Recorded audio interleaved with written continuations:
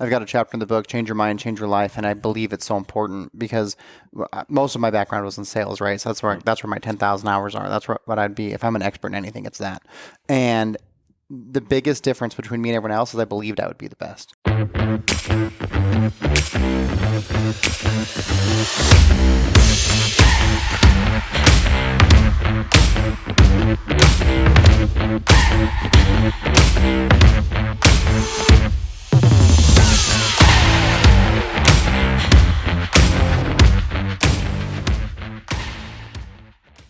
Hey guys, welcome to another episode of Solid. We have a great guest here with us today, Cody Adent. He actually just came out with a book, Winning the Moment. Great book. I'm just about through it. Jeff's read it all the way through, and a book I definitely encourage you all to get and check out and read. He goes through a lot of his personal story. He's had a lot of success in business and continues to have success. He's in his I guess I don't know if you'd say grind right now, but he's building right now. Has a great family. Great kids, and I learned a lot talking to him today. So if you would, just make sure you remember to leave us some positive reviews as you watch this, share it with other people as we talk about a lot of the, the values and principles that we talk about a lot of times. As you know, those things tend to get, censored a little bit by the platforms out there. So it helps by sharing it to get it out to more people and give them these great messages. So we've been very blessed to have some awesome guests here with us. So anyway, Jeff and I are honored to bring these to you and love your feedback, love your support. Enjoy this one. Thanks for coming. Yeah, thanks for having me. Yeah. That's awesome. I actually just finished with Trevor and Kale too. Oh, you did? Yeah, I drove from their office straight over here, and they were saying that you guys were just on theirs. I saw that they're starting marketing that. Is that yours out with them yet? I think it came out their most recent episode. Oh yeah, so then just like yesterday. Yep. Yeah. Mm-hmm. Or 2 days ago. Yeah, I saw it on Instagram. That's cool. I'm excited to listen to that one. Yeah, it was good. It turned out really good. Yeah. And then I think ours with the Solid podcast that we had them on will come out on this next Monday. It's amazing how many people do it here. Mm-hmm. Like I never had social media until the book came out. I just didn't love it. Didn't feel like I need to be on it. But now I have to be, obviously, because there's all the audience is there. Yeah. And it's been amazing to see how many people are in the community doing this. Like, it's really cool. Yep. Yeah, I think it's a good way to, be able to share knowledge and information that helps people, Yeah, absolutely. You're always going to be able to take something away from it, Sure. And they always have really great guests on. And so, guys, listen to the one you guys just really did with the pastor. And I just got into like the beginning of it, but that was cool. Awesome. I enjoyed that. Yeah. Yeah. It turned out really good too. Yeah. Dude, yeah. He's such a stud. It was an incredible episode. That was one of my favorites actually. Yeah. So far. How many are you guys? How many episodes in are you guys? What is this? 40, I think. Mallory, how many we're 40. are we? 41. So yeah. 41. That's awesome. We're moving. We've been pretty consistent every week. That's great. That's the key. Yeah. Trying to just push it out. Yeah. What's your end goal with it? Do you have what do you hope it to become?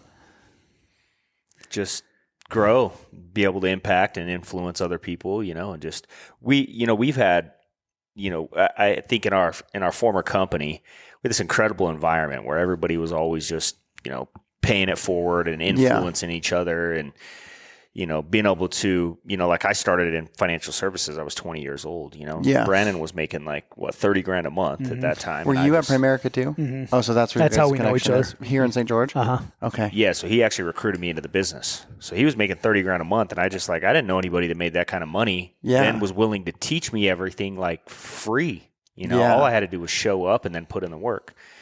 And so then over the years, we had all these incredible mentors that taught us all this great stuff that we learned over the years. Brandon, you're 20 years, right? Yep. I think I was 15 years, Yep. 16 years. And so over that time, so it's like, man, we learned all these incredible things, but it's in this culture that's really not shared outside to the public. Sure. But it's incredible. We always said, like, if everybody knew what we knew, everybody would do what we do. Yeah, right. Yeah.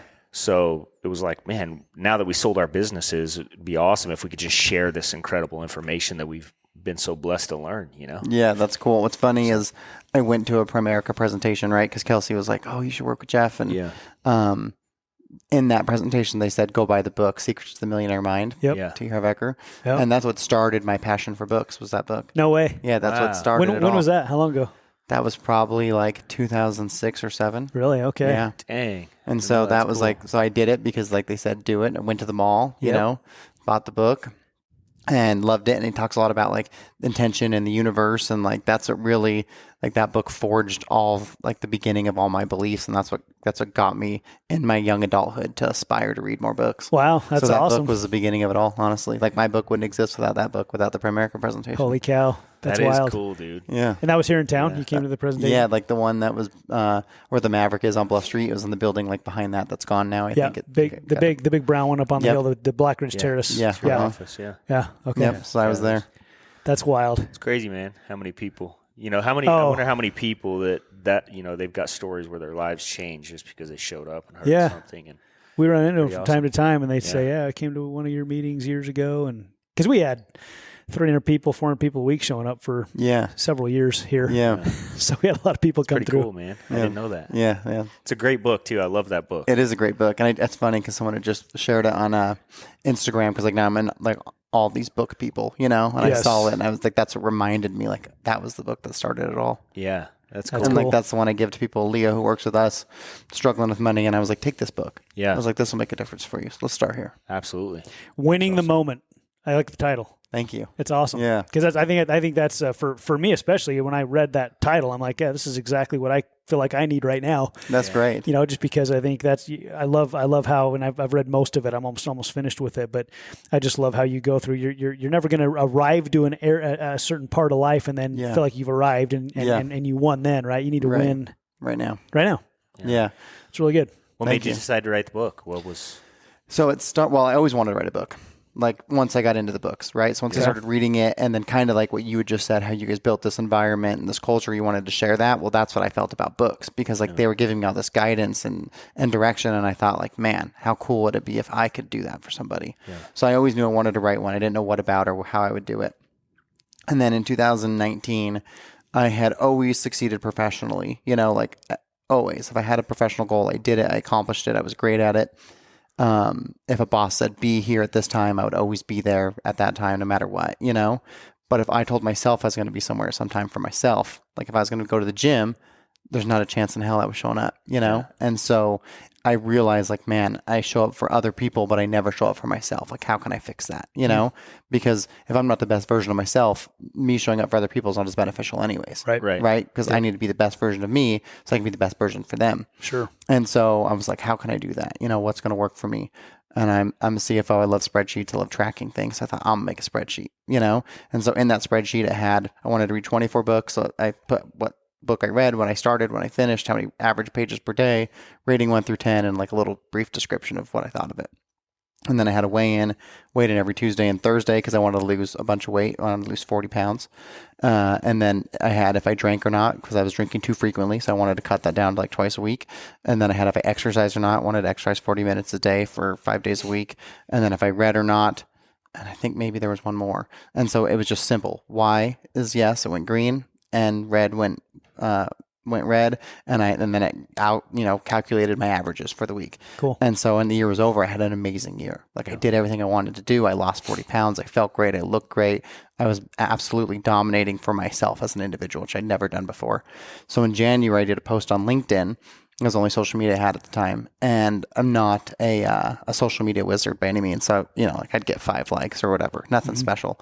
But I was like, I'm going to do this because this platform probably has people who also succeed professionally that may not succeed personally. Right. And so I put it out there with like a before and after picture and talked about the spreadsheet and said, if you like this, I'll give you the spreadsheet for free. Just let me know. Yeah. And it blew up all over the world, like 2,500 likes and over 500 comments, like 250,000 views, like London, Detroit, like everywhere. People were picking it up. And all these, I think I spread out like over 100 spreadsheets for people. So I'd custom tailor it for their name, shoot it out to them. And people would reach back out after the fact and be like, oh, dude, look at like this is making a difference for me. And I thought it was so cool.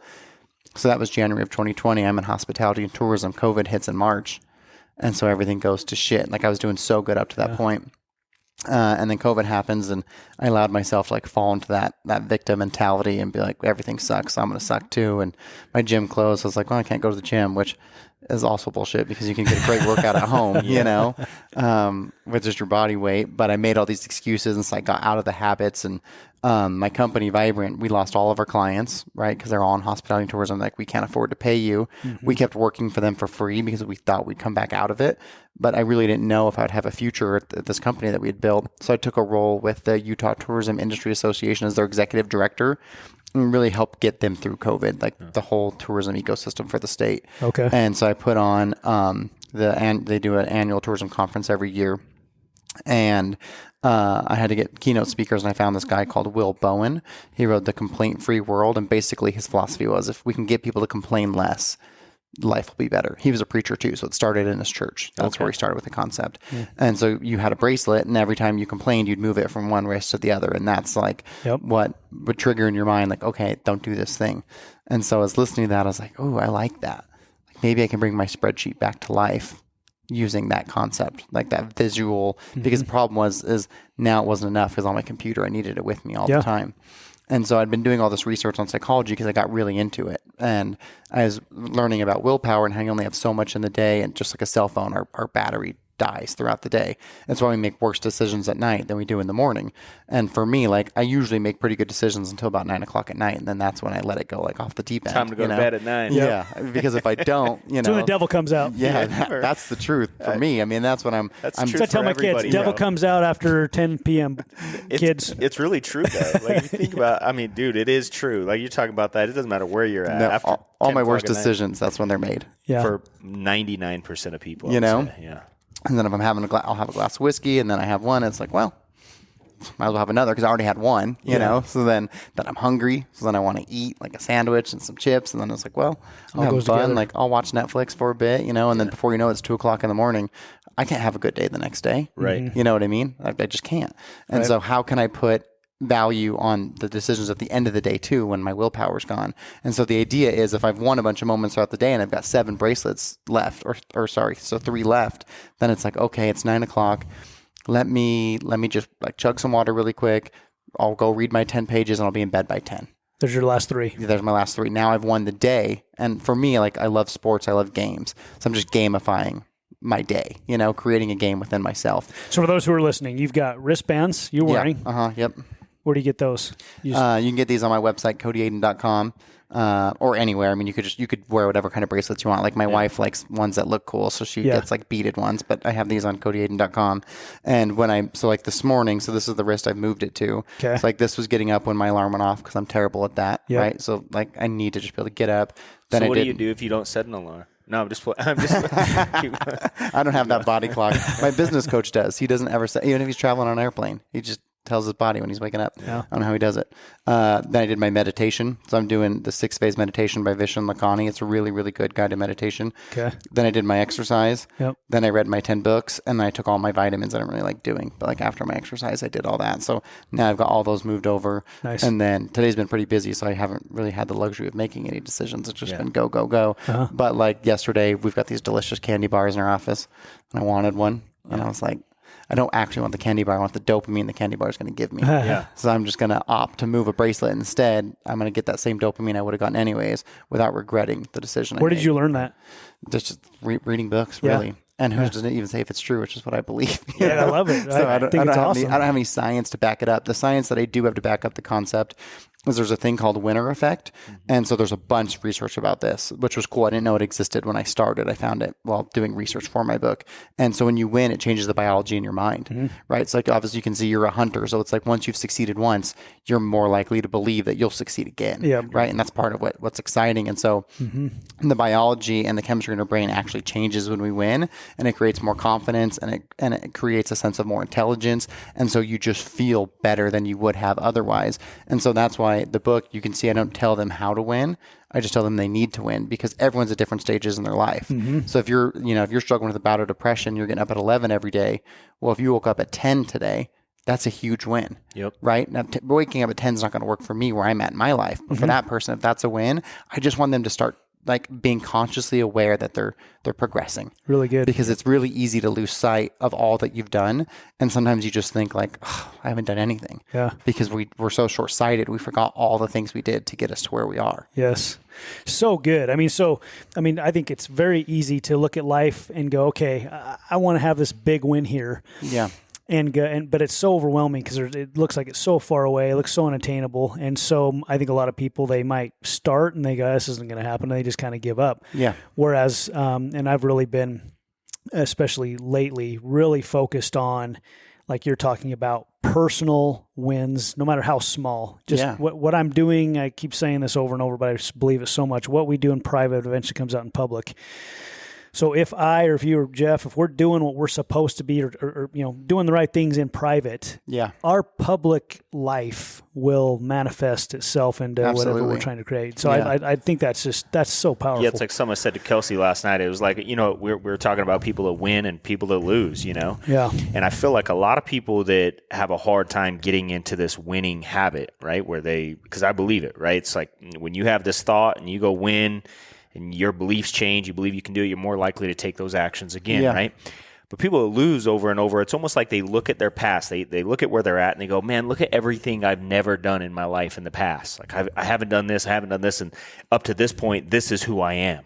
Yeah. And they continue to reflect on that and they go, so how am I going to do anything different in the future? Because this is who I am in the past. Where I think that people that win a lot of times, they don't even pay attention to their past. It's like, here I am, I'm 37 years old. I got all this time left. Who cares what I've done in the past? Like, look at how much time I've got left. Imagine what we could do in the future, right? I could go change my life. And so I think winning the moment takes people out of that thinking about the past and just puts them in that moment to say, look, you can just win right now. Then you can start creating that momentum and you start thinking about the next goal I could achieve, right? Even if it's small. Yeah, well, and the only thing that's real is the present moment anyways. Mm-hmm. I think it's such a waste of energy to dwell on the past or to even overly project for the future because you can only be right here, right now. Mm-hmm. So the only decision I can make today is the one that's in front of me, right? I don't have to worry about so for me, obviously I'm trying to make these healthy decisions. Like I exercise this morning.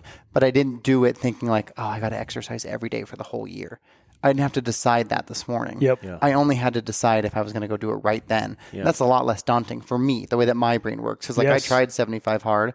I did it, and then I got sick, and so I gave up. Yeah. Because I was like, oh, I missed it, and I don't want to redo it. So I quit, and because I just didn't have that mental fortitude. There's people who can mess and then do it, and there's people who that works really well for them. But the way that my mind worked is once I failed, it was over. Mm-hmm. So why start again? Gotcha. So I needed to find a way for me that allowed me to have that failure, but not change tomorrow, right? Because I might not win the day today, but it's irrelevant because tomorrow's a new day. Yep. So, and I think that we have to understand that losses have value. Because if you look at the Super Bowl, Chiefs and Eagles just played. Mm-hmm. Patrick Mahomes is just chilling. He just won another Super Bowl. He's good. Yeah. Jalen Hurts is in the gym, right? Like I imagine he's there grinding. Like I'm never getting back there again and not winning that game. Like we had a lead, we lost, and so I think that you learn more and get more value out of losses.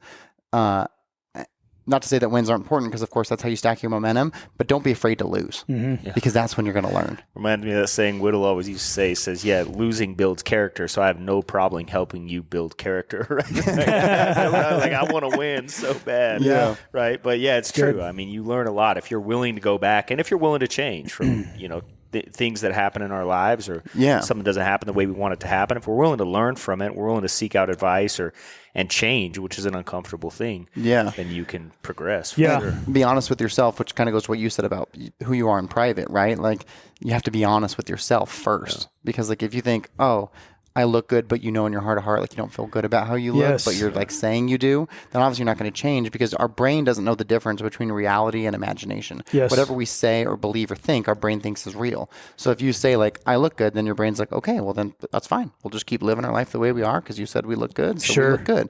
But if you're honest with yourself, it's like, man, I'm not happy with my appearance, and your brain's like, oh, you're not? Well, let's get happy. Yeah. What do we got to do? Yeah. Coaching so many people throughout the years, we would see this all the time where I would always say there's tangible things and non-tangible things with every individual in our business. And the tangible things would be things like, hey, or how good are you at overcoming objections and closing and getting results and prospecting and people skills. And those are all tangible things, right? Positive attitude. I mean, it could be a non-tangible too. Then there's the non-tangible things, which is what we're kind of talking about right now, is what are they doing when nobody's watching? Yeah. And when I started my financial business, I was 22 years old. What did I know about business? What did I know about really people skills? I mean, I served a church mission and I learned a lot there. And I feel like I had some good mentors growing up and good parents and a good environment. But when it came to business sense and things like that, no one had ever really taught me how to build a business. And so I got involved with this great company that had a lot of great leaders that were successful. And I just started listening to all the audios of all the successful leaders. One in particular was Hector Lamarck, and I'd listen to him, and then he'd recommend a book. I'd go get the book. I'd start reading the book, and I just did this stuff. And what I noticed, first self-improvement book I ever read was Rich Dad, Poor Dad. Yeah. So I read that book, and within the first couple chapters I read it, and I'm like, why didn't we do this in high school and in middle school? Right. Because I immediately felt that, I'll just call it an intangible belief in myself. Like, if I keep doing this, I've got the edge over everybody. Yep. So when I would show up at a meeting or I'd show up across the kitchen table with a potential client, I knew I was doing all the things and I knew I was prepared. And that's something you can't give to somebody. Yeah, you can't make somebody feel like they deserve something. Yeah. Right. Yeah, and if you're putting in the effort, you feel like you deserve something, your energy's different. But that's hard to teach unless somebody's changed your energy and they've been there, right? It's almost like that, it's like the joke that you can't tell. It's like you tell it again, it didn't work the same because the environment, the energy wasn't the same. It's the same thing as across the kitchen table, you said something, it's like, how do I teach this? Well, you can't unless somebody's there and then they understand, they go, oh, I get it, right? Exactly. Yeah. Same philosophy. Yeah. And I think that's why when it comes to fitness, I mean, I've worked out pretty much every day of the week for a long time, long as I can remember, since high school. I just never miss. And it's like 100 years now. Huh? I know, a long time ago. Yeah, I know you took your sweater off. I was like, damn. Yeah, right. No, Come on. no, yeah, sure. Come on, bro. Thanks, Cody. Come on, make me feel good. No, really. But the reason I work out, I want to look good and stuff too. But I really, there's an edge it gives me. And if I don't, like, I work out first thing in the morning most of the time, as long as I can, right? As long as I can do that. If for some reason I can't work out in the morning and I have to work out later in the day, I have the toughest time. I mean, I feel like I show up differently if I don't. Yeah. Or even when I work out and I don't give it my all when I work out too. There's days I'm kind of going through the motions, and where today I had a pretty good workout. So good workout this morning. I don't know. I just feel better about my life when I did that hard thing. Did my cold plunge this morning, and I'm like, okay, did all the stuff that was uncomfortable. Let's go. Yeah, so I'm a little bit different in that situation. And I think this is good because you talked about people are wired differently. Yeah, we're all different. Yep. And for me, it's like I've always liked to work out around lunchtime. Mm-hmm. So I've always liked to have, I always felt like I could gain the edge on somebody if I could have multiple days inside of a day, right? Mm-hmm. Which is funny because I saw someone making fun of a social media influencer the other day about this. But I really felt like I could, I would wake up, I'd be at the office first thing in the morning. I'd be there at 7:30, 8 o'clock in the morning. And I didn't go work out before. And then what I would do is around 1 o'clock, I would leave and go to the gym, and I would work out for an hour. And after my workout, I would take a shower and get ready, and I'd go back to the office around 3 o'clock, and I would work till 10 or 11 o'clock at night. And I felt like I had 2 full days, and I always just felt like, how can you compete with me? If you worked from 8 to 5 and you went home, you turned on the TV when you got home and you ate dinner. You don't have a chance. There's no way you're going to compete with me. Yeah. But I didn't have to say that. That showed up like when I asked somebody to follow me. It's like they could see it in my eyes that I knew that I was willing to outwork everybody. Yeah. But it was because I was setting myself up for those beliefs, right? So whether it's early in the morning, first thing, or whether it's doing it in the middle of the day or moving a bracelet, I feel like it's that belief. Like, what are you doing to create a belief that gives you the edge, right, over whatever you're trying to achieve in life? Yeah, well, it's funny too because talking about like creating an extra day. So I read Robin Shamar's book, The 5 a.m. Club. It's an awesome book. That's an awesome book. Yeah, I loved it, and I was like, I'm doing this. And I really, Jeff doesn't like 5 a.m. No, I hate 5 a.m. If God wanted me to wake up that early, he'd have made the sun come up earlier. He says that book's a lie, but I like it. I'm with you. So I did it. No, it's a good book. I loved it. And he's a great writer. Like the way he writes the book, it's like a story. It's awesome. Yep. And so I thought, man, I'm going to do this. And so I was getting up at like 8 normally before that, right? So I was like, now I got 3 extra hours a day. And I thought like, man, I'm getting a whole extra day a week.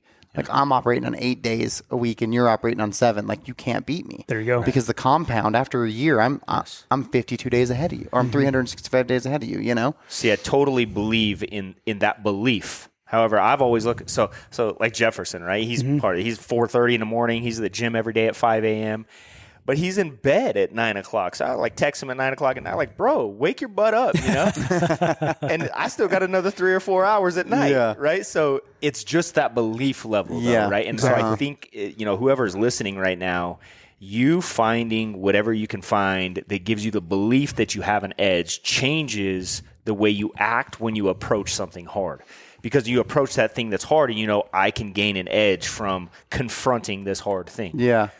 That's so funny too, because you totally just shattered my belief right then. Because I would go to bed so early, right? But the difference is I'm just not productive late at night. Yeah. Right. So if I'm up at 5, it's like I'm not going to get up at 5 and watch Netflix. Exactly. I'm going to get up at 5. I'm going to get to it. Like I was writing articles, I was doing stuff, and so. But you're right. I guess I didn't actually get any time. I just made my time more valuable because you just created a belief that gave you. Yeah, and anytime you have a belief, right, which is just a thought with emotion, and so you take this thought, you add emotion to it, and you say, I believe this thing, it gives you an edge. Absolutely. Because you confront hard things differently, and if you can confront a challenge and you believe that's going to give you an edge, and you want the edge, you're more likely to actually accomplish that thing, where a lot of people, what happens if they're not looking for an edge, they confront some hard, it's like, why do this? Yeah. What's the point? Or no purpose. And, we used to be, recruiters, and we sit across the kitchen table from someone, they tell me they're dying financially, they don't make enough money, all this kind of stuff, and we're talking about building a business, and they go, no, I like just coming home and shutting off mentally when I get off work. Well, they're not looking for an edge. That's why they're broke. They're not broke because they don't have more opportunities. They're broke because they're not looking for an edge, right? They're not looking for a way to change. So they didn't actually have a goal to change or confront something hard. They were just looking for an easier route, which is why their life is hard. Yeah, right? Absolutely. It's funny because I've got a chapter in the book, Change Your Mind, Change Your Life, and I believe it's so important because most of my background was in sales, right? So that's where my 10,000 hours are. That's what I'd be. If I'm an expert in anything, it's that. And the biggest difference between me and everyone else is I believed I would be the best. Yep. You know what I mean? Like I came in and I was like, it didn't matter what the situation was, where I was, who was available. I don't give a shit. I'm going to be better than the next person. Right. And that belief created actions that created reality. Yes. And so then it became true. Right. So my first real management sales job was here in St. George at the Costco with Wires Advocates. They had 400 locations across the United States at the time. You were 18, 19? 19. Yeah. That location was ranked 387 out of 400. So a lot of people take the job and this location sucks, and they put it out. It's not on them. Like it doesn't suck because I suck. What year was this? 2008. Okay. Yep. And so I come in and I'm like, I tell the guys like, hey, we're gonna be the number one kiosk in the company. I'm like, no, we can't do that. And I was like, the hell we can't. I was like, we're absolutely going to do that, And I was like, it's just a game. All we have to do is just say, how many phones do we need? And if we need 5, if I need 5 and you need 5 and you need 5, how many people does it take for 5 people to say yes? If it takes 100, then every single person that walks by is 1. And if they say no, it doesn't matter because I know I'm going to get 5 out of 100. And so within the 10 months I was in that role, we became the number 1 location in the company and nothing changed. The staff was exactly the same. The store was the same. The inventory was the same. The location was the same. What changed was the expectations. Yes. Right? You raised the expectations and then you broke it down to something believable. Yeah. We used to do that a lot in business. You take these big numbers that nobody has ever accomplished before and you say, what do we need to do daily? And then what do we need to do hourly? And That's exactly right. We broke it down to the hour. Yes. Said, look, we just need 2 phones in the next 2 hours. That's easy. Yeah. Like, of course we can do that. And then I found out what they wanted, the sales reps. Like, what are you here for? Is it to get a house? Is it to get a car? Is it you can have a baby? Like, what are we working towards? And then the phones didn't become about the company's goals. It became about theirs. Personal dude, goals. you're 7 phones away from getting that car. Yep. Like, let's get it today. Yep. You know? Yep. What I think is really cool about that is you were 19, you were naive in a good way. Yeah. And then you came in probably with you just didn't know it wasn't possible. I didn't know what I didn't know. Right? Exactly. Yeah. Mm-hmm. And we did a similar thing when we moved from Salt Lake to St. George to build our financial business. Everyone's like, St. George is too small. We ended up building the fastest growing organization in the entire company. I mean, our company had 100,000 licensed agents across the country. And we went from nothing here to the top fastest growing organization in the entire company and setting all the records, right? Yep. We did that as a team because same thing. I was 22 years old. At 22, 23, 24, and I think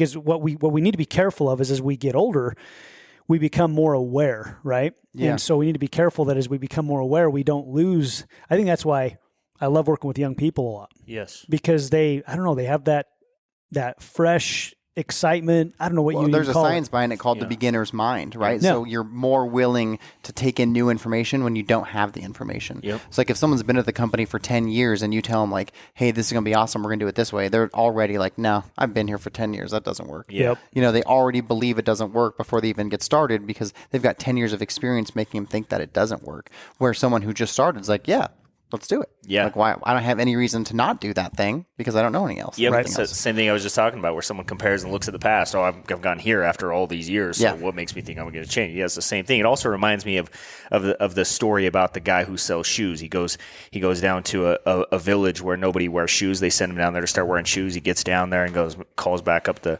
company and says, "Man, I can't sell any shoes down here." And they go, "Why?" He goes, "Well, because nobody wears any shoes." So they replace him, send a new young guy down there. And the guy gets down there and goes, "Send me every box of shoes you have." They go, "Why?" He goes, No one's got "Nobody shoes." owns shoes yet," right? It's the same situation, but a different perspective. Yeah. You know, it's like if you could change the way you look at things, the things you look at change, right? It's Wayne Dyer's famous saying. And it's true. You know, if you could just change that perspective. And a lot of times, you know, there's different kinds of people. I know for me, like the better I do, the more I want to go after something, where sometimes it's like people, their back needs to be against the wall, you know, for their perspective to change. Like, all right, I'm sick and tired of being sick and tired. I'm going to change. It sounds like that's where you were at based on your book. And so, yeah, I just think knowing yourself, right, realizing like who are you, what makes you move, and what beliefs do you have, and really being honest with yourself, like you said, right, Cody? And it's like once you analyze all these things, you go, all right, what do I really want to accomplish? Then you can start tackling small little goals after you break it down. And whether it's moving a band from one wrist to another, I know for me, I would write on 3x5 gold cards. I still do it to this day. Every morning and every night I write on gold cards. Just here's the 10 things I want out of life, you know, and I start crossing them off, and every year I just add a new one, you know, That's awesome. However many I accomplish that year. And I go look back at these 3x5 cards now. That's cool. And some of those goals I'm embarrassed by, like, I can't believe I set goals so small, you know, and then another way I look at it, I go, man, look how far we've come, you know? And so it's cool to think about, you know, just that perspective that you have talking about winning the moment. It really does. I mean, it's powerful because it doesn't matter where somebody's at, where they're starting. They can take this philosophy and go win today, and it's going to lead them closer to where they want to become. And I think the important thing too for people is like they look at you guys and think, oh, I want to be successful like Jeff and Brandon. And it's like, you can, but it took 16 years and 20 years, you know, like you can't be successful like them today when you're just starting. Right. Like, so that's why those gold cards are important. If they could see that and understand that, like, you didn't start here, you started at the starting line, you know, but too often I think, especially with the younger generation now, they want to just be there right away. Yes. And so they don't have the patience to put in the work. And if they did, they would have it, but they go for 6 months or they go for a year and they're like, I quit. It's not working. Right. You know, where if they would actually do that thing for 20 years, there's not a chance it doesn't work. Right. You know? Definitely. It's like 40 minutes. You said 40 minutes of working out every day, right? You work out for 40 minutes every single day. You know, you do that for 2, 3, 4, 5 years. I mean, it doesn't matter who you are, you're going to get in good shape. Absolutely. It's like I always, you know, in fact, I posted this yesterday. You can look at somebody, right? You can look at somebody and know their personal or private habits, right? You can know whether somebody works out every day. I mean, it's obvious. Yeah. You can know how somebody eats based on the way they look, right? You know if somebody drinks a lot. You can tell these things, and they're very obvious. Yeah. And so it doesn't matter what somebody wants to be. People might think they're hiding things, right? Or I eat too much late at night, or I drink too much, or, you know, I'm not whatever. They're not making enough. You can tell. Nobody needs to say anything. It's kind of like this common thing, you know. It's just like everybody never says it, but you can look around. Especially the people close to you, they know. Yeah, even if they're not close to you, man. I mean, I say it all the time. I'm not Mr. Politically Correct, you know. So I'll be like, you know, like my daughter. It drives me crazy that my daughter does gymnastics and cheer, and it drives me crazy all these little girls that are overweight, and it's not because they're lazy. These little girls work hard. I watch them. Yeah. They're doing back handsprings all day, cartwheels, they're getting a lot of work in every single day. But it's the way they eat. So I can look at these little girls, and I don't need to know how they eat. Nobody needs to tell me. I can look at them and go, I know the difference between my daughter and those little girls, and it's because of their diet. Yeah. Because I can see that they have, you know, you watch this, you know, this girl, maybe she's 10 years old, and she's I think some of these girls are 50 pounds overweight at 10 years old. Wow. And you think there's no way this girl can do a backflip, and she does it. And you imagine the strength that it takes for that little girl to do a backflip or a back handspring or a back tuck on the ground. It takes incredible strength, incredible endurance. but she's 50 pounds overweight. And you just look, why? Because of how she eats. And so nobody needs to say anything. Right. I think the problem lies where people allow someone to stay comfortable in those situations. Yeah. Because a lot of times we want people to just say, hey, it's okay. It's okay to eat bad, or it's okay to be broke, or it's okay to have bad relationships. I want you to be happy and comfortable. I don't want you to have to struggle or to change your diet. The world's become so soft. My wife and I were just talking about this just before this, actually. It's not okay. And it's not okay. And my wife's one of those people that she has high standards. She just does. She has great values. And so she'll live that way. And she just lives that way. And she doesn't tell anyone else they should live that way. She just lives that way. And what happens a lot of times, and I've watched this throughout our marriage, is other people will look at that and go, oh, she's judging me, or, oh, she thinks she's better than me. And that's not the case at all. She just refuses to settle or to change her value system to conform to the world, right? And so you're talking about these little girls. Well, they're overweight because their parents are allowing them to eat, probably because, oh, honey, it's okay. You just have a genetic issue or whatever. And that's not true, because they're so worried about hurting their kids' feelings. Yep. And that's a problem with the world right now. Yeah, man, it's like this whole everyone gets a trophy mentality, right? It's just, at some point, right, a leader is willing to confront hard things. It's like I was just telling my son the other day, look, he's playing his soccer and he had a hard day. And I go, look, some days are going to be hard. Yeah. But it's the days that are hard, like you were saying, you learn more from losing. It's the days that are hard, but you have to confront it. You have to say, look, I didn't give it my all today. I didn't give it. It had nothing to do with the other kids. It had nothing to do with, when you have high expectations, that doesn't have to do with anything around you. It has to do with how did you perform? What did you choose to do? Yeah. And your actions are going to lead to certain results. And if that makes people feel uncomfortable, good. If you're a leader looking to influence and inspire people who want to win, then you're attracting the right people. Yep. The problem is when you start allowing people to feel comfortable from being overweight or comfortable from making bad decisions or comfortable, then what happens, you build an environment that attracts those kind of people that are seeking comfort. Yeah. Right? There's nothing special about building an underperforming business, an underperforming team. Anybody can do that. Yeah. Right. But there is something special about somebody who can build a business that thrives. Yeah. Right. There is something special about building a family that thrives. Yeah. But it's not easy. You have to confront these daily challenges. And you guys have done that with your company. I'd like you to kind of expound on that a little bit, because you're like the top Marriott. Or Hilton. So Hilton. Yes. I just offended you, probably. No, not at all. So my company, we need them all. My company, Vibrant Management, we specialize in boutique hospitality. Yep. And one of our properties, the Cliff Rose, is a part of the Hilton family. And it's up in Zion, right? Yep, it's the number one curio in the world, or at least last time the rankings were out, it was. And my business partner, Breck, his family started it back in 1989, I think. And so, he had it in this family for all this time, and we'd gone through the process, and they really kind of capped out what they could do. So in Springdale, we couldn't add more rooms. They didn't have that luxury, right? We were capped. And you really couldn't get more money because you couldn't charge more because the rooms were worth what they were worth. Mm-hmm. And so we said, how can we really grow this? And so we realized we could join Hilton or Marriott in their Autograph or Curio collection, become a 4-diamond full service property. And then we can put a bunch of money in the property. We can charge more for it. And so that was the process that we went through. And in doing that, we realized you had to have a management company. So who's going to manage your property? And they're like, well, we will. I'm like, no. You have to have a management company. And we're like, oh, shit. Because Breck's like, well, I'm not letting someone else manage this. It's my family this whole time, So then we created Vibrant solely so we could manage the Cliff Rose. And we were really fortunate even to get approved by Hilton, because that's a difficult thing to do. And so we got that, and we started out, it was just really about managing the Cliff Rose.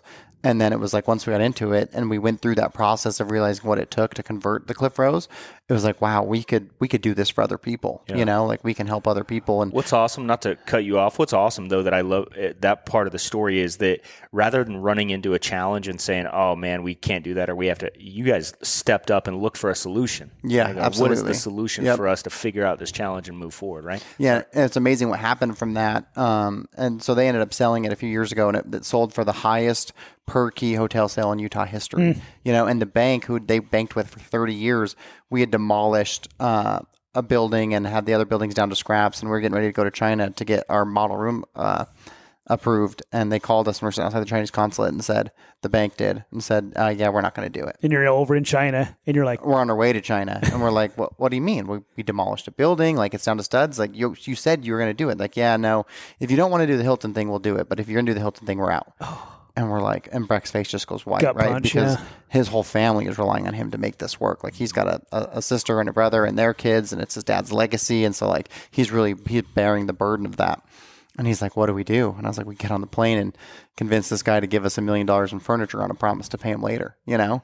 Yeah. And so I was like, I'll figure out a bank. Like there's going to be a bank will give us money. I have no concern about whatsoever. So I was like on the plane, I'm making a bank zip file with all of our documents and all the reasons they should give us money. We get there, we meet the furniture designer named Steve Mittman, and we had 4 days to basically build a relationship with this guy. So at the end of it, he would be willing to start the production of $1 million in furniture from us without not knowing for sure he would get paid, right? Yeah. Other than like our word that we'll figure it out, which he did and we did. And so, and then that created the opportunity for us to grow and realize that we could take all these principles and share it to other people. And so now we've got 20 clients, all the way from Florida up to Canada. So it's been, and this April will be 5 years, but you know, there've been so many up and downs in that, you know, like when COVID happened, we got down to where we had $11.37 in our checking account. And it was like, and no one was really employed, right? And the owners were there. Yes. And it was like, oh God, what are we going to do? And so we had a client that had a fishing lodge, and he was building a Hawaiian skincare line. And so we gave him a proposal to do all of that for him, and he accepted. And that's what kept us alive. Like had we not pivoted and done this thing that's completely outside of our niche. Was that your idea? Whose idea was it to come up with that for the skincare line as well? Something that you didn't do. It was kind of out of necessity, right? It was like he was talking about it, and so it was like, hey, can we do that for you? And he was like, oh, I loved what you did for the lodge. Like I'm willing to hear what you would do, you know, knowing that's not what we did. And we did a great job, and I felt really good about it. And ultimately it saved us. I mean, had we not gotten that, Vibrant wouldn't exist today. Fascinates me how your brain works, dude. Like you're creative, you make it happen, you just make it happen, right? And, and so where did that come from? Where did you learn how to be this way? Obviously you talk about some of it in your book for sure. So, I mean, your upbringing, and then, you know, but maybe elaborate on that a little bit. Like, what created you? You know, how did you get here? There's a story that I like and don't like to tell. And I had a hard time learning as a kid. Like I couldn't do it, you know? And I remember in first grade, we had a spelling test. And so like a bunch of us forgot to put our names on the test because we're new to school. So there's like 8 of them up on the desk, and the teacher's like, come up and get your test, you know? And I'm looking around and I see mine, and it's a 0, right? Kind of not to spell, but there's 100 right here. So I was like, bloop. And I was like, I took the 100 and I was like, yeah, like I got 100, and I put my name on the paper. And then the smartest girl in the class, she got mine. It says a 0. And she was crying, and the teacher's like, oh, it's okay, you can retake it. So she got 100 too. So the moral of the story is we both got 100, but I just had that instinct in me of like just surviving. Because I was just like, I wasn't about to get a 0, you know? Yes. And like I can remember that. And so what happened? Hey, real quick, isn't that interesting how our education system, obviously you don't want to be dishonest, of course. Yeah, right. But you did figure out a way to win. Right. Yep. And that's the point. And that is the point. And that's, you know, I think if there was a way in the education system, and some education systems, or I guess teachers or schools do, hey, that was a good thing you did as far as learn how to win, but let's make sure we do it a different way next time, right? Critical thinking skills, right? That's what really matters. Not so much I mean, the modern day school system is unzip, pack it full of information, zip it back up till you get to a test, unzip it, leave it all there, and never remember, right? No. Where if you can learn how to take these and apply principles to help you win, which is kind of like, so that's what you did. You just didn't feel, I'm sure you didn't feel great about it. Yeah, right? I felt bad. But then when she got 100, I felt like, hey, she's good too. Yeah, it's all good now. We all won, Everybody you know. won, yep. And so I had my first grade teacher. I can't remember exactly how it all went down, but I believe my first grade teacher got cancer, so I had to sub all first grade. Second grade teacher, her daughter got cancer, so I had to sub all of second grade. Third grade, our principal passed away, so I had to sub all of third grade. Wow. So part of that, I think, was not only did I have a hard time, my brain just didn't work the way they wanted it to, but I also had just substitutes who weren't like really committed to that practice, right? It's like I remember in second grade, we'd have like where you turn your papers in. And so I would be like, oh, I'm done. I'd go up and I'd be like, oh, shoot, I forgot a couple. And I would just grab the answers off the top of the paper that was turned in. And I'd sit down, I'd go to Jeff, like, dude, you go. Like, I got 6 through 7, go get 10 through 12, you know? And so it's like, because I couldn't do it the other way, I had to find ways to get through, even though, you know, I don't advocate for cheating, right? But I didn't know how else to do it. But when it comes to business, though, That's what you do. Yeah, it's called ingenuity. Yeah. Right? I mean, it really is. It's ingenuity. What's working? What can I implement in my business that's working for this guy or this gal, right? Yeah, and I think part of it too is just growing up in sports, like the winning and losing. Like we were very competitive in sports as a kid, and I wasn't naturally good at any of them, but all my friends were good. So like my teams were very good and very competitive, and I had to work my ass off to get to a point that I finally became like where I was also good at it. But I watched them, and saw how good they were, and I knew I had to work hard. And my dad, in 6th grade, he was my coach. I grew up in Wyoming, but we'd play in Colorado because the competition was better. And we were in the championship game in 6th grade, and my dad subs me in the 4th quarter, and I'm like, yes, like this is it. I'm on the free throw line, like I'm just jazzed. And then kid makes free throw, timeout. Cody, you're out. I literally never played. I went in only so we could talk to our best player and talk about like what the strategy was, And then we won the championship, and I wore that shirt with pride because even though I didn't get to be on the court, I was a part of the practice. I was a part of the experience, And so it's like he never gave me that like, oh, we're all going to play equal amounts of time. Yeah. It's like, no, this dude's better than you. He's going to play, So when I coach my son's team now, they don't keep score, but I keep score. Yep. And so I tell the kids, like, are we winning or losing? And I was like, look, I want you to have fun no matter what. But at the end of the day, let's know how we did. Yeah. And if we lost, let's own that. Let's work on it so we can be better. And even if I'm playing my kids in Guess Who, like I'm beating them. Yep. Yeah. And because the thing is I think that we shelter our kids from losing. Yep. Because then become adults. And at 18, they get their first loss and they are just like destroyed. They don't know how to handle it. Like their first boss gives them corrective criticism, and they're just like, oh, he's the worst person ever. He told me I wasn't doing a good job, and what a jerk. And it's like that. No, he's helping you. Yeah. But they just can't see it because they've never experienced it.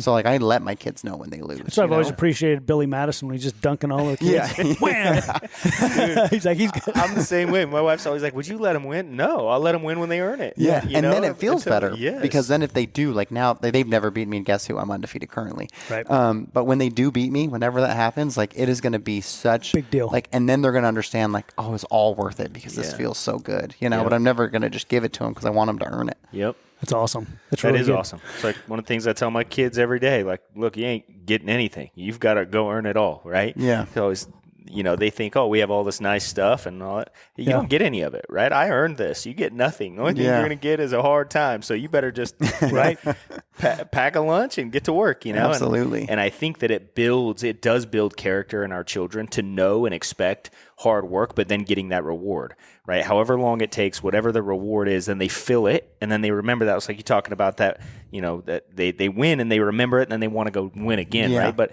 I think just as important as the winning part is the process, that it takes to win, which is hard. It's not easy. It's not easy to improve. It's not easy to take criticism from somebody and say, hey, you suck at this, or you need to get better at this, or hey, you need to change this. It's like in our business, people would always say, hey, I want you to be a hard coach on me. It's like, no, they don't, right? Nobody really wants a hard coach because you tell them things that are wrong. They remember that forever. Yeah. You can tell them a million things that are right, and they never remember that stuff, right? But the fact is, if you become a great coach, you learn how to pull the best out of people, And by doing that, you've got to allow people to go through failure while keeping their belief level high enough to try again and then get that feeling where they win. And then they go, oh, all that challenging stuff was so worth it because I finally won. And then they can get addicted to that challenging process, not just the winning, it's the process. And then winning just becomes easy. This is why I've always said losing is easy for losers and winning is easy for winners. And it's not because of some special talent, it's because of habits. Yep. Right. And if you can learn to change habits, like you're talking about in your wristbands, if you learn to change habits, you can change your life. It doesn't matter what it is. Absolutely. Whether it's money, fitness, relationships, anything. Whatever it may be. Right? Yeah. Well, and I think you guys have an interesting challenge too, because you have had this great success. And so there's a book, and I can't remember what it is, but it talked about how the second generation of like successful individuals are never as successful as their parents because the drive isn't the same. Yep. Like I know for me, my drive to learn about finances because my parents didn't have the knowledge, right? So like I had to learn it because it was like, that's the only place I'm going to get it, Yep. And so that's great to hear you doing all these things for your kids because it's so much easier for them to feel comfortable because their life is great. They have beautiful homes and you guys get to be with them. So they get all this time with you. And so it's different if you were never around and they were like, man, I got to do this for my kids because I don't want that. They're going to want to give their kids what they have, And so it's a completely different obstacle that you guys have, but it sounds like you're doing a great job of creating that foundation for them. We'll see, because my kids don't have a dang clue. Like, I'm like, kids, Anyway, You're a little nicer than I am. I feel like maybe Brandon's really nice. I feel like I'm. My oldest is 8. His oldest is 16. So, and it's your oldest is a girl. Yeah. And I think being a dad to an older girl is a little more challenging than my oldest is a boy. Sure. And so, yeah, I mean, I try to just be. Well, you just have. tough. Well, I won't say I tell him all the time. I take him. I take him to where I grew up, multiple times, and I go, look, dude, this is the consequence of bad decisions. Yeah, that's great. We live where we live, and they realize all the other dads go to work every day, and all this kind of stuff, and I'm with my kids every day, and that's a consequence of good decisions, of making good choices and doing things that are uncomfortable. But the vice versa holds true too.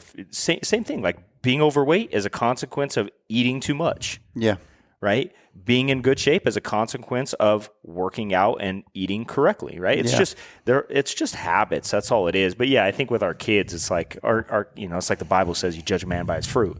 If you really want to know who a person is, spend time with their kids, and you'll know who they are really quick. When the parents aren't around, just spend time with their kids. You'll know who the parents are. Yeah. And I think for me, I always just try to. I want my children to be the kind of people that I wish I could have grown up as. Sure. Because I didn't have that opportunity. Yeah. And so I always just think about, well, and that makes sense why you're driven for that then, right? Because you want to give them that thing that you didn't have. Exactly. Yeah. And so I think that's one reason why I'm probably a little bit tougher on my kids than Brandon is. I know Brandon and Lexi, they're great parents. And sometimes I'm like, man, maybe I should, lighten up on my kids a little bit. But it is because I want them to know it's freaking hard. It's not easy to have a great life. My dad's dad passed away when he was 8, and my dad was an amazing dad, right? Like when you say my brain, how did it get this way? He's a huge influence in that. And I think that at times I think damn, I'm not being as good a dad as my dad was because I didn't have that same motivation. I just had this great dad. So I was like, oh yeah, I'll be great too, but I didn't have that same desire he did because mine came from a place of extra where his came from a place of not enough. Yeah. So he wanted to overcompensate to almost make up for his own childhood, I'm sure. Right. Yeah. And I don't have that same drive because I had such a great dad growing up. Right. And so it's good for me when I think about it, like coaching my son now. I love it because it lets me get in that space with him, and he had a game on Saturday and we went and got ice cream after, and we're in the car and he's like, this is great, Dad. This is great dad-son time. Yeah. We did basketball. We did ice cream. This is good. Yeah, and I was like, awesome. And it's just like such a great, because now they can articulate and they can talk about what they think, and it's such a rewarding thing, So good. And you got to make time for that. I think that's success, man. Every generation is funny because I remember talking to my dad and take a bath when I was a kid or whatever, and we'd fill up the tub and be nice and warm. He'd go, hey, when I'd take a bath, it was all three, me and my 2 brothers, in the same bathtub with that much water. And we had to all use the same water. Yeah. So I think there is a sense of, like I just said, my kids don't have a clue. Well, my parents would say, you don't have a clue when I was growing up, right? Yeah. So it's supposed to get better generation by generation, but it doesn't always, right? And that's one of our big responsibilities. That's part of the obstacle is it keeps getting better. And so it's like we need to instill some of those old school principles because it's so easy now to just like the kids can watch themselves. They grab an iPad and just take care of themselves. Yeah. That didn't exist for us, right? So we had to be active and find things to do. So it's like we got to be that sense of motivation for our kids and show them. There's like that great clip on Instagram. I think it's Ed Milet talking about like telling your kid like you can be anything you want to be, and they're like, well, why didn't you do it, Dad? Yep. And it's like, damn, that really strikes a chord. Boom. You better be out there showing your kids that if you're going to say you can do whatever you want to do, you better be doing it. Otherwise, they're not going to believe it. Yep. Absolutely. No doubt. I think it's just being intentional, right? Yeah. So many people just live life. They wake up, they end up in a career just because that's where they ended up, and then if they end up in this career, they just show up because their boss said they had to, rather than being intentional about being the best, right? You are who you are because of internal things, not because of external things, So I think, I've always prided myself, and I give credit to Brandon because early on in my career, he just said something I'll never forget. He said, if you can do the things that take no talent, you'll beat everybody. And that was just living intentionally. It was like showing up early. I'm like, dude, I can show up early. Mm-hmm. He's like, yeah, but nobody does it. Yeah, I love that. Like, how often do people show up early to everything, you know? And that's become a part of who I am. Like, I'm just early. Like, if I'm late, something seriously happened. And I read in a book, Quiet Strength by Tony Dungy, and he says, being late means either it's not important to you or you can't be relied upon. Yeah, absolutely. And for me, I always want somebody to know I respect my time, so I respect your time, so I'm going to show up early. Yeah, absolutely. But I also want you to know you can rely upon me. You know, if I told you I'm going to be somewhere, I'm going to be there. But that's a thing that takes no talent, but it does take intentionality. Like, you have to be intentional. You have to plan ahead, like, hey, it's going to take me X amount of time to get there, but I also want to be a man of my word, so I'm going to show up 15 minutes early, and 15 minutes early to me is on time. It's like, I think I was talking to Brandon the other day when if I set an appointment with a doctor, and they say, hey, your appointment's at 1 o'clock. I go, is my appointment at 1 o'clock, or am I going to be in the waiting room at 1 o'clock? Like, what time is my actual appointment? Because my time's just as valuable as that doctor's, and I appreciate his willingness to see me. But if my appointment's at 1 o'clock, then I need to be seeing the doctor at 1 o'clock. So what time do I need to be there in order for my appointment to happen at 1 o'clock, so I know what time I'm out of there, so I can plan accordingly? That's funny, because the reason we moved back to St. George was because of that. My wife got pregnant with our son, and we went to our doctor's appointment at 10, and my daughter was 2 at the time. And we sat in the waiting room until noon. Then we got into the room at 12:30, and got into the room at 12, saw the doctor at 12:30, and we're out of there at 1. And I told my wife, I said, you're going back home. Yeah. I said, I won't do this because I got to be here today. I won't always be here. Yeah. And you're not taking a 2-year-old and waiting for 4 hours to see someone like that. That was it for me. From that moment, I said, you're moving back home this week, and you'll have your baby with the doctor in St. George, and I'll move back to St. George. We'll figure it out. Yep. Yeah. So it's just intentionality. And I think if we're intentional with our kids, we're intentional with our business, we're intentional with our family, then it's much more predictable for the outcome. So many people just live life, just hoping something good happens, playing the lottery, hoping they're going to get in shape one day, hoping things change. You see on social media now, people are so divided, and they post a bunch of bull crap, just spreading fear, but they don't actually have any intentions of changing. What are you intentional about? Waking up a little bit earlier if that's what you need to do, choosing better food choices if you're trying to lose weight, or being a more present parent if you're trying to be a better parent, or saving more money this month if you want to get financially ahead, right? Whatever it is, you have to be intentional about those things. And I think that's a power about your book. It was really good because a lot of times, especially been reading books for so many years, I think you get out of these simple fundamental principles that win. And your book really does break down all of those things and just gives you some fundamental principles of no matter where somebody's at. And I think that's what it goes back to, is just winning that moment, being intentional about that choice you're going to make right now. Yeah. And you do it enough times, you're going to have a lot of success long term. Yeah. Right? But you have to be intentional. You have to be honest with yourself about where you're at. It's funny, that story about being early. I remember that once I was in that kiosk manager role, we went to a manager meeting, and the district manager's like, I'm going to read your guys' time, your time clocks. He's like, Cody, we're supposed to be there 7:52, 7:58, 7:56, 7:54. Then he goes to the next person, Steve, 9:04, 9:22, 9:28. It's like, bro, I'm beating you because I already, like, in my mind, I already beat you before the day even started. Yeah. You're coming in rushed, panicked, like, oh, I'm late, I'm not ready, I'm not prepared, And I used to always tell my reps too, to what that great advice that Brandon gave you. It's like, we had this checklist, right? Yeah. No one wants to do the checklist. Like, no one wants to do it, but we were supposed to do it, so you do it. And I used to they'd be like, oh, I want to be a manager, like a sales rep. And I'd say, did you do your checklist this morning? No. Yeah. I was like, that's the easiest part of the job. Mm-hmm. If you can't do this part, I'm never going to believe you can do the other part. Exactly. You have to understand that. Yep. Like, that doesn't... Absolutely. There's different skill levels for sales. Yep. Someone can be better than you. No one can check off the checklist better than you, because there's only one way to do it. Yep. So you better figure out how to do the things that don't take any skill, so I can trust in you to do the things that do take skill. Yep, exactly. And you're willing to put in the effort. Yeah. So if you're willing to be consistent on these things that are just... whether it's chronological order or whatever it is, you have the checklist. If you're willing to do that every day and be disciplined with it, then odds are you're willing to be disciplined in the things that do take talent, right? Learning how to overcome objections, or getting better at people skills, communication, stuff that really you have to have experience in order to get better at it. But are you mentally tough enough to be disciplined enough on the checklist things to be able to get to a place further enough in a career to where you can actually get good at the things that do take talent? And most people, they're just not willing to, for whatever reason. I mean, there's a lot of reasons. There'd be a whole nother podcast of why they get to a place, it's hard, and they just go, oh, it's not for me. Or they're always looking for the grass is greener, rather than it's like, well, then who are you? Are you the kind of person that punks out when it gets hard? Are you the kind of person that just gives up when, right? Or are you the kind of person that says, you know what? I want to be the person that completes the checklist. I want to be the person that does the task that I said I was going to do originally. I want to be the person that people can count on.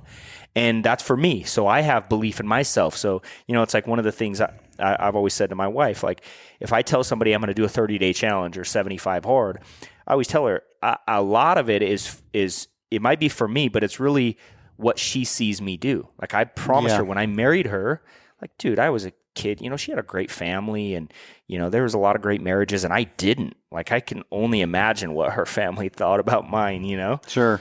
And there was no examples of successful marriages, no examples of successful financially, none. Like we just didn't have it in our lives. Yeah. And here I am marrying into this family and I'm telling her, hey, I'm committed to you. I'm going to give you a great life. And so it was important for me that like if I made a commitment to 75 hard, for example, I want to finish it because I want her to feel confident in the fact that I said I was going to provide a great life for you and he does what he says he's going to do. And then it builds trust. And so then when I was working hard, I'm working 15, 18 hours a day and I'm getting home late at night and I'm leaving before she wakes up.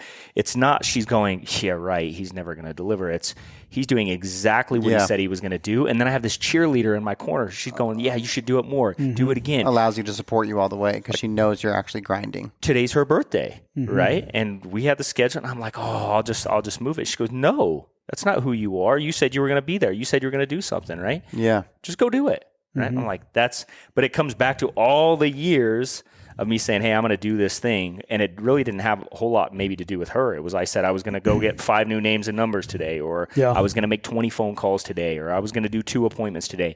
And then I did those things for years. And then she knows, oh, Jeff just does what he says he's going to do, It's powerful. Yeah. It's really good. Really good. I want to ask you one thing real quick before you end up here too. Just, one of the things I admire most about anybody who has a great family, but just you're talking about your kids already. I can tell you spend time with them; they're important to you. I'd like you to just maybe, if you would, just expand what does your family mean to you, and what do you do to continue to have success in all areas of your life, or balance is kind of a not a real thing, I don't think. But how do you do it all? Because the older I get, the less impressed I am with people that have the big houses and nice shiny things and cool cars. And the more impressed I am with people that have a great family life. Yeah. So, I think for me, my family's everything because that's the motivation to do it all, right? Like you work hard so you can have the freedom to be with your family. Like my kid had a parent-teacher conference yesterday, and because I'm my own boss, I get to be there for that parent-teacher conference. And my son has his today, and I get to be there for that, and I get to coach their basketball teams. And I think that the way that I do it all is I set those boundaries. Like when I'm working, I'm working. So if like my wife calls me and she just wants to shoot the shit, it's like, this is not the time. Like I'm working right now, but I will give you all my attention because you don't want me to be on a spreadsheet with my phone on my ear and you're just talking and I'm really not listening. Like that's not fair to you and it's not fair to me. So let me focus on what I'm doing. So when I get home, I can be with you and not be worried about that spreadsheet I didn't finish, I'll never forget in the beginning of my life, and we've been together for 17 years. She goes, I just wish you'd text me during the day. I said, okay, you want me to do that? That's important to you? She said, yeah, I just want to know you're thinking about me. So you know what I did? I put it in my calendar every day at 2:00 to text her. And she goes, I just can't believe that. I go, what do you mean? She goes, you had to put it in your calendar? You don't even care about me enough that you have to put it in your calendar? I said, Meg, what do I put in my calendar? She goes, everything that matters. I was like, exactly. Good. Because if it's important to you, it's important to me. And I know that in the course of my day, I will not remember. Because this was when I was a district manager. I'm running around from store to store. I'm interacting with customers. Like it just won't happen. But if I put a reminder in my phone at 2:00 in the afternoon, because it mattered, you put it in the calendar. Because it mattered, I did it. And I was like, that shouldn't be a sense of like the lack of my appreciation for you. It should be an overwhelming sense of support for my appreciation for you. Because I am willing, no matter what, that I will step away in that moment and message you, and I will never forget now, right? And so I think scheduling things too. So like we always like pre-book vacations because that's really our time because I'm still in my grind, like I still actively work every single day and every week.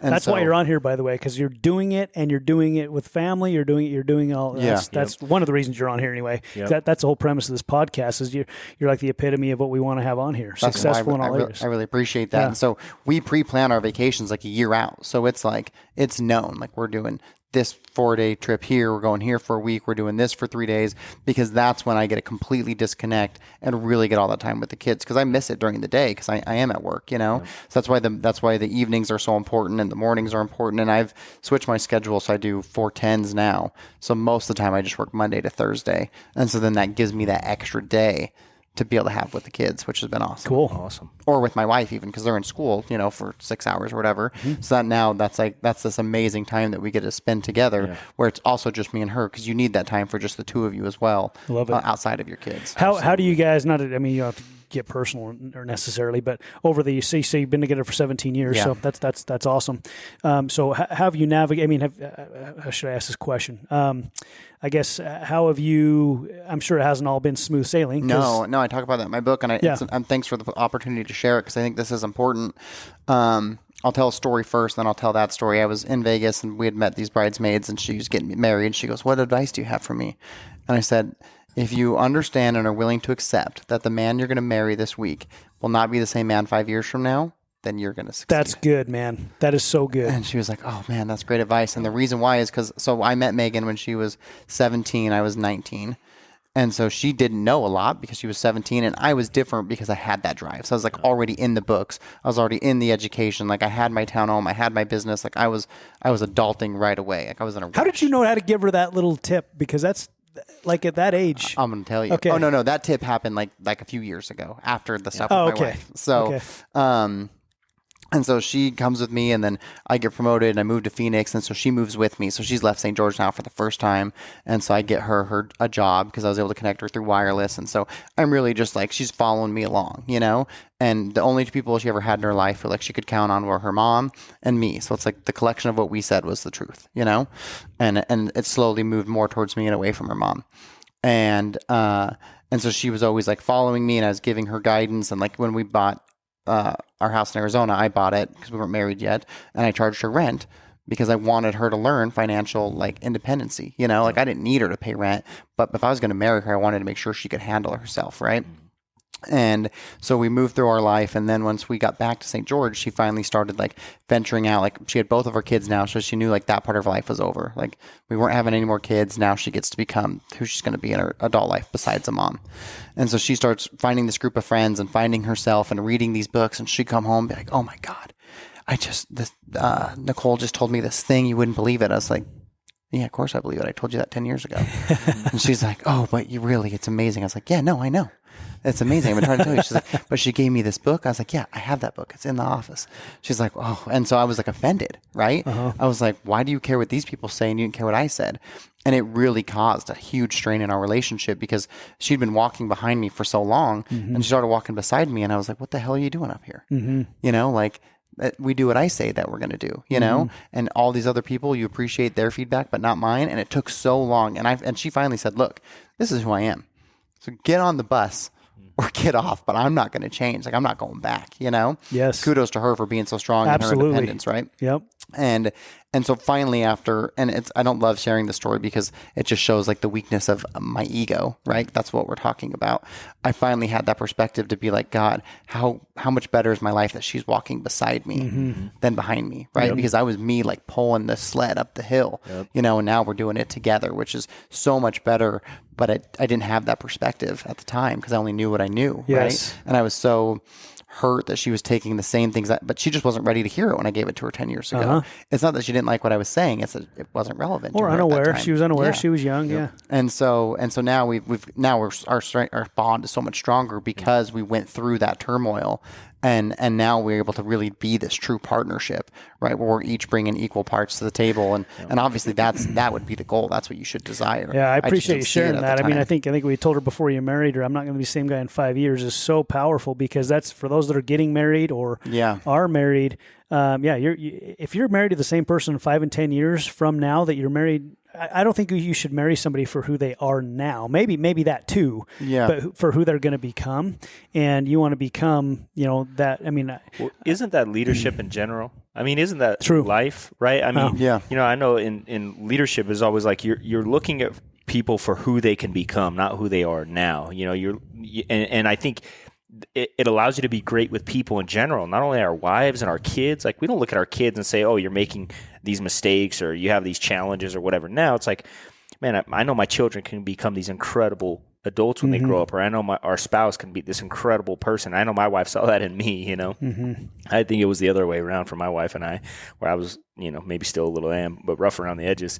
And, for sure, because I look at that, but I really think that's a leadership principle everybody should remember, whether it's leading a family, leading a business, leading our children, whatever it is. It's looking for what people can become, because it teaches you to have this optimistic perspective. Yeah. Where you can say, hey, look, this is how much better it can become if we can step up. This is how much better this person can become if they're willing to do this, this, and this. I remember one of the things, Brandon, you probably heard me say this a lot. I used to tell people in my business, say, I would never tell them a lie. So I wouldn't say, hey, man, you're a stud if you're at zeros, Yeah. So, hey, man, the moment you decide to commit and do the things you're capable of doing, there's no one in this office you can't beat. And it was like that encouragement, but I'm not telling them anything that's not true. It has to be true. Yeah. But it's like the same thing my wife would tell me. There were times where, man, I wanted to quit, and she would just say, well, what else are you going to do? It's like, yeah, she's right. Is that the kind of person you want to be known as? Yeah, she's right. And rather than my ego get in the way, which did happen sometimes, Sure. It was like we could swallow our pride and say, yeah, I do. This is who I want to be. This is who I can become. It's cool. It's cool to hear, in your perspective with your wife, or now being able to in position to give other people advice as they're getting married. It's cool that they want to come to you for advice too, right? But seeing, Brandon, and to your point about the person that they can become in the future, and I think we should be living on that same principle, right? Looking back 5 years, am I the same person 5 years ago that I am today? And if I am, something's wrong. I didn't change. Yeah, we're meant to grow and to evolve. Yeah, I mean, you think, COVID, I was telling Kelsey, man, it's crazy. It's 2023. COVID happened in 2020. It's like, man, how fast time goes. Yeah. Oh, yeah. And I remember when it hit, I started posting stuff like there's going to be a time where, stuff was shut down and closed down, and you can come out of this a better person, or you can come out of this a weaker person. And it's totally up to you how you react and how you respond. Yeah, right? It is. I mean, yeah. It's the same thing in a marriage, right? When you go into a marriage, you get to determine how you come out of it. Do you come out of it a better person, right? Does she make you better? And if she makes you better, that's incredible. And that's what should happen. You should want to be better for her, right? Absolutely. If you have kids, you should want to be better for your kids. Yep. And I think those are simple principles to live on, but I think sometimes we need reminded. We just need reminded. Well, I think a big word that sticks out to me is we're having this conversation. All of us have our egos, right? And our wives call us out on something, and maybe, when we have a bigger ego, we tend to resist it for a longer period of time. And hopefully as we go through life, like I still have my ego get in the way all the time, but usually after like 2 to 3 minutes, okay, honey, I'm sorry. It's pretty quick turnaround. I go, okay. Yeah. I mean, just a perfect example. So she's always worried about her youngest little boy. She just has this connection with him where if she can't find him for a minute, she's like, Dodger, are you okay? Yeah. So she was just doing that today. Where's Dodger? I go, he's fine, hon. And so she has to go find him and make sure he's fine, right? So she comes back, hey, next time will you just say, hey, let me go find him? And I'm like, oh, yeah, that's next. I should have been more supportive of how she was feeling and said, hey, I'll go check him. Let me go, instead of saying he's fine. Yeah. But that's just that's a minor thing. But that's just an example, right? Well, it's a good example of dialogue, right? Yeah. And that you heard her, and you were like, oh, okay, yeah. Like that obviously shows you guys have this great relationship where she's able to say without you feeling like she's telling you what to do. Yeah. She's offering like, hey, it'd be better for me if you did this. Well, there was a time I would have been like, he's fine. Didn't even hear it. Or didn't even hear it. Right, just keep moving on. But now I'm getting more aware. I'm grateful I am because she said, I'm like, I'm sorry, babe. You're right. Thank you. And now I'm thankful that she corrects me instead of getting upset, and it's anyway, we're all growing and getting better. Well, I think that's what happens with ego, right? And we all face it every single day. We're all going to face it. And the more humble I think we can become, the better we are at growing. But, it's like someone challenges. So we're talking about constructive criticism. I know early on in my career, somebody tell me I need to change something. It's like you take it as this personal attack. Yeah. And then eventually, as you're really seeking growth, it's like, hey, tell me what I need to do to be able to grow. Like, I want to perform at the best. So whether that's in our marriage or with, with kids or whatever. I know, or before I had kids, I'm so grateful for, people in our lives that are willing to give us like advice, are willing to say, hey, Gurpreet Singh, I remember when we first announced that we were having our first son, she called me and gave me a bunch of advice and sent me a book, And that book helped me so much. One of the examples I learned from that book was like, the book said, hey, so often when you have kids, you tell your kids to go clean the room, and then you go in there, the room's filthy, and you go, why do you clean your room? And they go, I did. But the parent never actually showed them what a clean room looked like. Yeah, right. So if you want your kids to clean their room, go in there with them, show them what it looks like. And then eventually, and that's one of the things I did with Rome as he was growing up, and anybody who knows my son Rome, he'll go, his room is always clean. And I don't have to tell him clean his room. And we never really had any challenges with him ever. Like, we never have to tell him, hey, go clean your room. And we never have.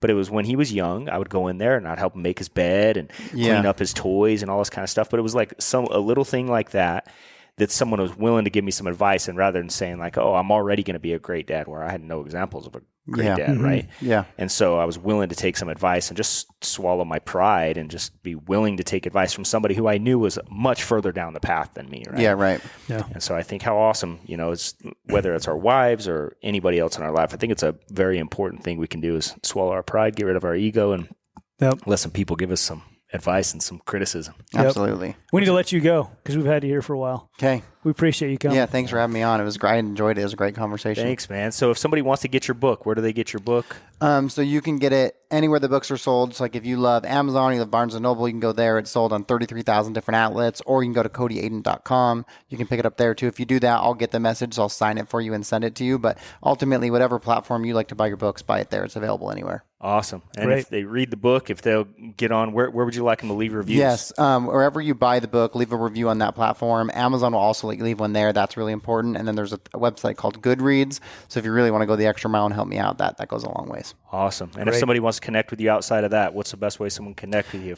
Best thing to do is just really Google my name. So Cody Adent, CODYADENT, and that'll pull up all the different ways to get a hold of me. That'll get you Instagram, LinkedIn, my website, anything. Awesome. Cool. Well, thanks, man, for coming on today. It's been awesome, and I'm proud of you, dude. See your success. I know it's cool to see that journey. Yeah, all these years, it's awesome to see what you've accomplished, man. So good job. I feel the same way about you guys. Well, thank you.